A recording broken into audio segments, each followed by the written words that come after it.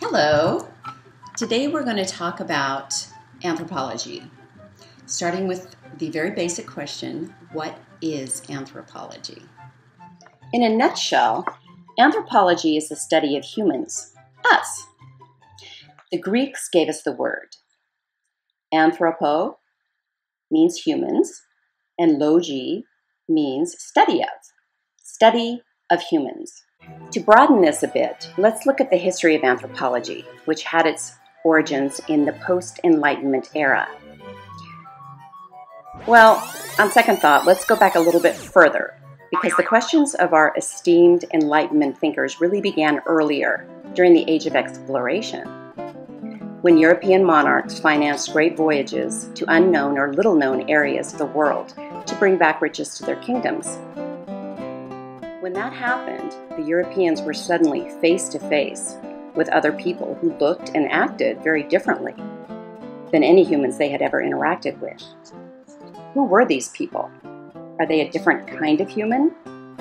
Are they human at all? Why are so many of them naked?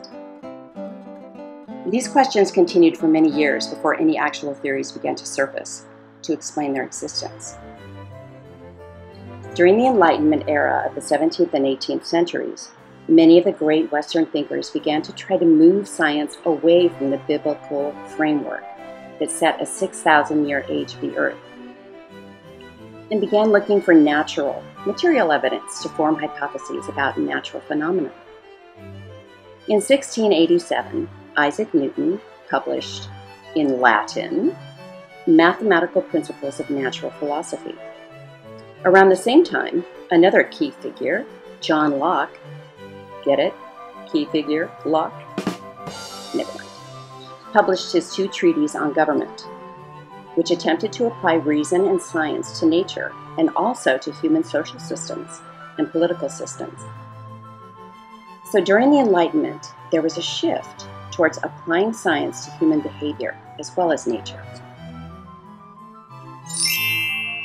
There were basically four core themes during the Enlightenment, from about 1750 to 1800.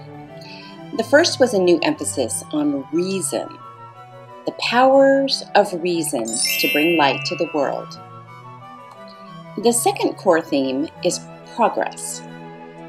This is an expectation that if we apply reason, then it follows that things will get better for people. Our knowledge and ability to solve human problems will grow, and things will continue to get better for humans.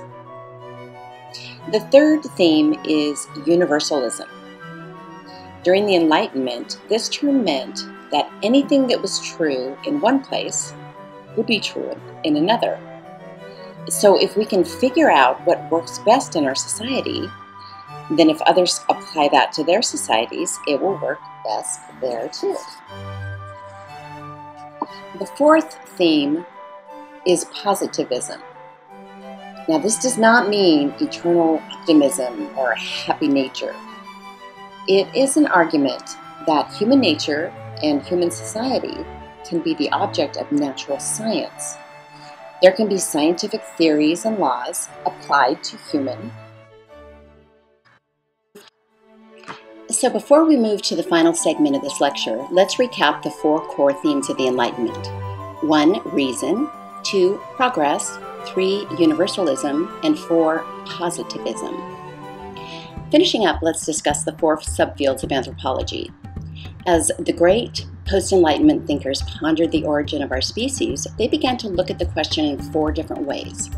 One was through language, which resulted in the subfield of linguistics. One was through looking at the material remains of human societies, which gave birth to the subfield of archaeology. Another was by looking at the skulls and bones of humans and human ancestors, which we now call physical or biological anthropology. And finally, they looked at cultural norms and behaviors in groups of people, and we call that sociocultural anthropology, or just cultural anthropology. Here in the anthropology department at Boise State, we have three of those subfields: archaeology, physical anthropology, and sociocultural anthropology. These post-Enlightenment thinkers were mostly from Europe, and they spoke English, French, German, and other European languages.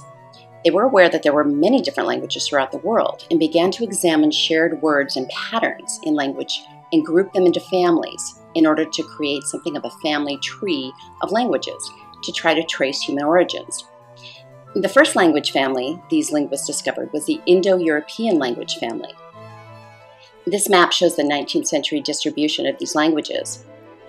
The geographical boundaries include Europe, Russia, Afghanistan, Iran, Pakistan, and northern India. There are 438 languages in the Indo-European language family. Linguists consider these languages to be quite closely related from an evolutionary time frame.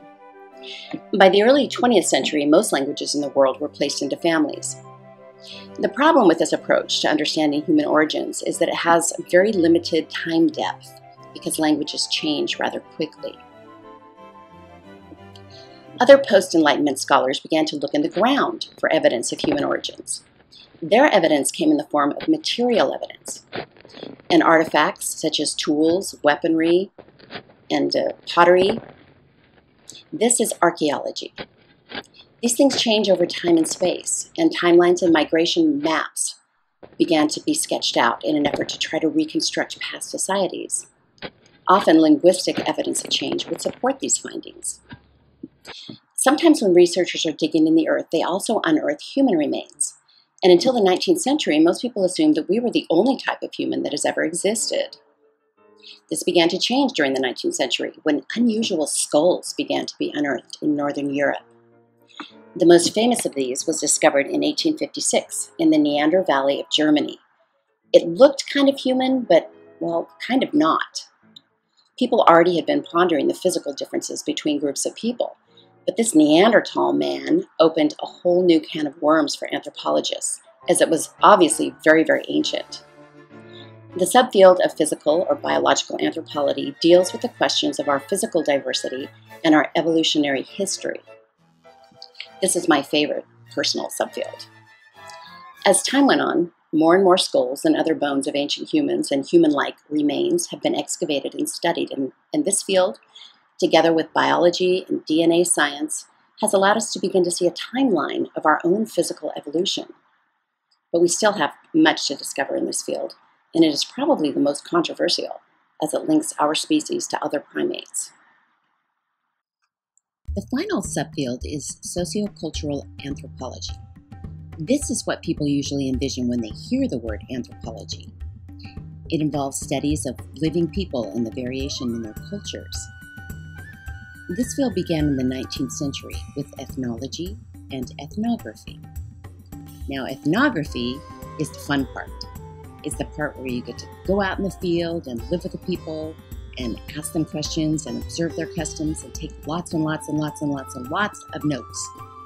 Ethnographers are the people who go out in the trenches and get dirty and work hard. Ethnology, however, is more about taking the ethnographies and making comparisons between groups of living peoples.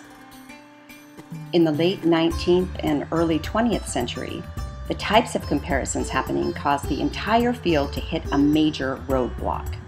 The whole approach of applying science to living peoples took a vacation, and we will discuss that more in future lectures.